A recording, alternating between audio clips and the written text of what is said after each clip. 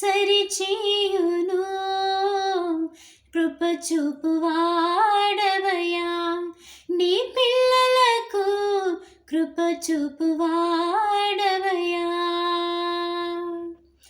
నిన్ను మాత్రమే నీ నమ్మానయ్యా, నీవు మాత్రమే నా దయ్యం యేసయ్యా.